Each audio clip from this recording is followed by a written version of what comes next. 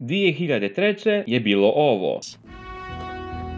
Well, what are we waiting for? Let's do it, guys. Morphin time! Rhinosaurus! Mighty Morphin Power Ranger! Morphin time!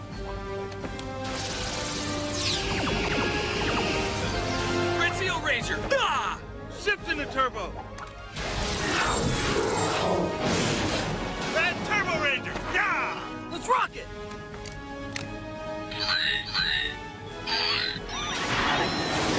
Red Space Ranger! Go! Galactic! Go! Galactic! Blade Speed! Rescue!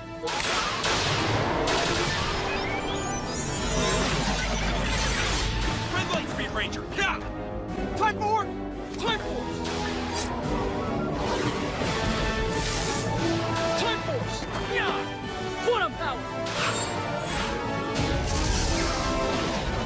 Quantum Ranger! Ha! World Access! Red Wall Force Ranger! Red Alien Ranger! Yeah! All right, guys, let's do it!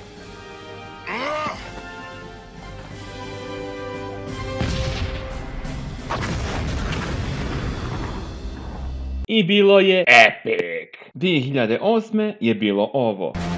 Let's do it! Ready! Ready! It's Morphin time!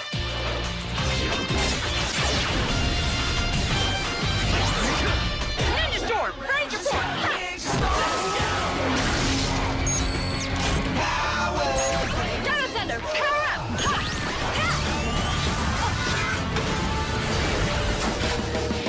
SPD, emergency!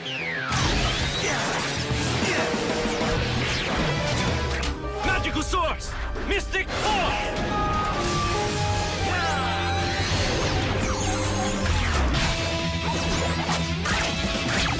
Alright, accelerate!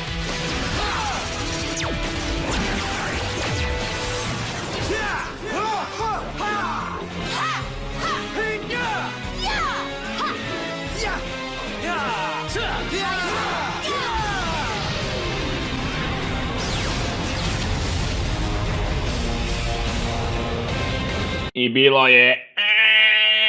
ne bih ho mogao opisati. A 2013. je bilo ovo.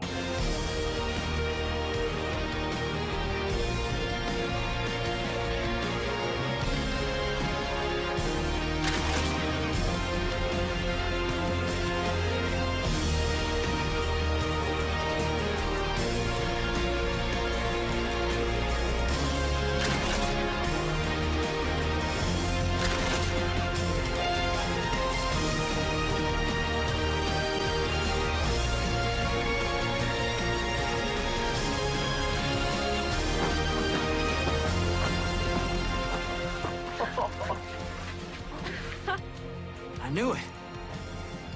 I've dreamt about this.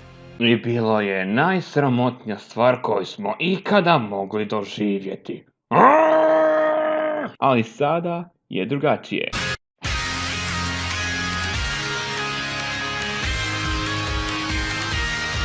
Power Rangeri kroz svoje postojanje već postoje već punih 25 godina, pa je bilo logično da sad i ove godine naprave veliku obljetnicu, budući da je posljednja obljetnica koja je napravila okrugli broj bila katastrofa.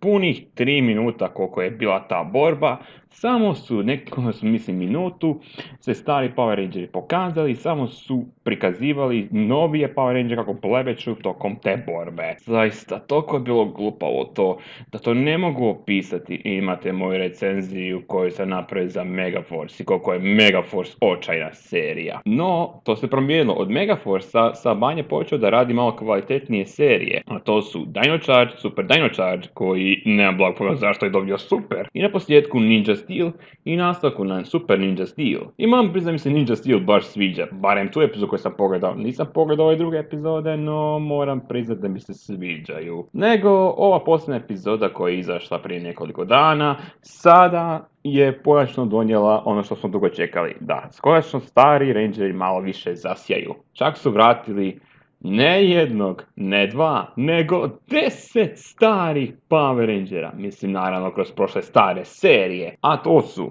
Rocky, crveni Mighty Morphin Power Ranger, Cat, Rosie, Turbo Ranger, TJ, plavi in Space Ranger, Wes, Time Force, crveni Ranger, Trent, bijeli Dino Thunder Ranger, ovu likušu koju ne poznajem iz RPM-a, Antonio, zlatni Samurai Ranger, Gia iz Megaforce-a, Koda iz Dino Charge Rangera i na posljedku legenda nad legendama, Tommy Oliver!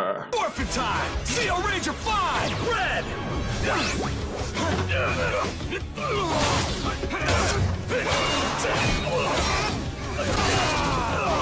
Your Zeo power can't defeat me! Tiger Zord! White Ranger power! No! Take your best shot!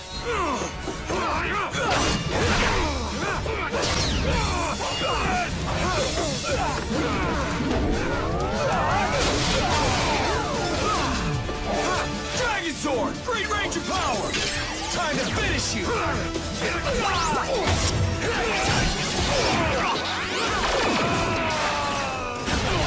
I love you, Toby!